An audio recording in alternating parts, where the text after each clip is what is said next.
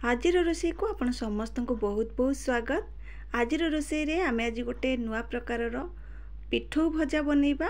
आपण माने तो बहुत थर पिठौ भजा बनैथिबे, बहुत प्रकार साग को लेकिन पिठौ भजा बनैथिबे। आज मु आपण मानक सहित शेयर करी सजना सागर पिठौ भजा, जोटा कि बहुत टेस्टी बनिबो, खाइबा को बहुत भल लगी थाए। भात सहित खाई परिबे, खाली भी एमती खाइले एटा बहुत भल लगी थाए। ताहले चलंतु आरंभ करिबा। सजना सागर पिठौ भजा। सजना सागर पिठौ भजा बनिबा पई एठी मु अरुआ चाउल को 2 घंटा हला बतुरी रखिथिली। एबे ताको भल भाबरे धोईकी मु ताको गोटे ग्राइंडिंग जार रे देई दोची। सेथरे देई देली रसुण, कंचा लंका, आपण माने एठी सुखिला लंका भी देई परिबे।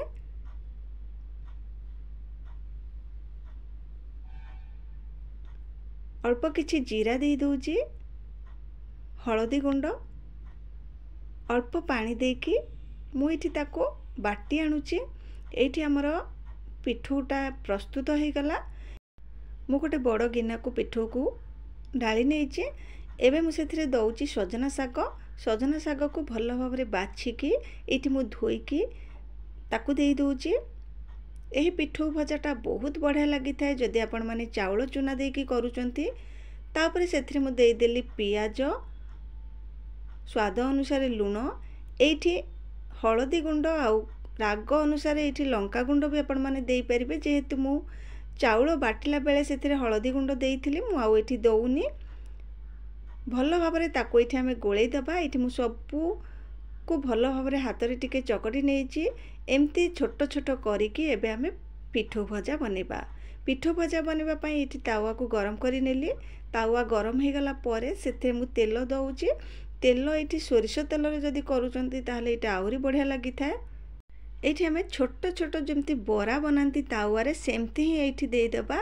आ आकु बेसी मोटा करिबेनी, टिके पतला पतला करिवे, जहा द्वारा कि एटा क्रिस्पी बनिबो। जदि मोटा करूचंती एटा बिल्कुल भी भल बनी न था, एटा भीतरटा पूरा कंचा रही थाए। तो एमती पतला पतला करिकी तावा रे जेतिक जागा हबो सेतिक देई देबे। एठी मु ऊपर आ किछि तेल देई दूची। आकु हम एबे किछि समय छाड़ी दबा। जेतेबेले तळ पटटा भल भाबरे बनी जिवो तापरे ताकु आराम से एठी लेउटे नेबे। एठी देखि पारुथिबे केते बढ़िया भाबरे हमर गोटे पट हे गलानी। मु आर पट को एठी लेउटे नेली। एही पिठौ भजा ना बहुत भल लगी थाए। ताकु आपण माने खाली पाटरे भी खाई परिबे, नहले पखाळ भात हो कि गरम भात हो, खाइबा को बहुत भल लगी थाए। एमती रे सजना साग को आमे तरकारी कि भजा बने की खाई थांती। बेले बेले एमती बरा भी बने की कले एटा बहुत भल लगी थाए।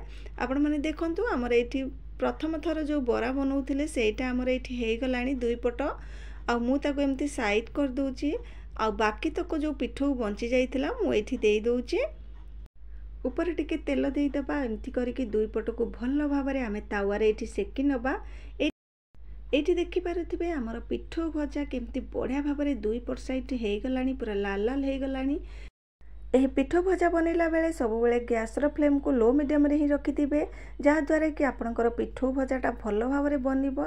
नहेले ऊपर सेना क्रिस्पी बनी जिवो किंतु भीतर गुड़िक कंचा रही जाई थाए, जहा द्वारा कि खाइबा को बिल्कुल भल लागि न थाए।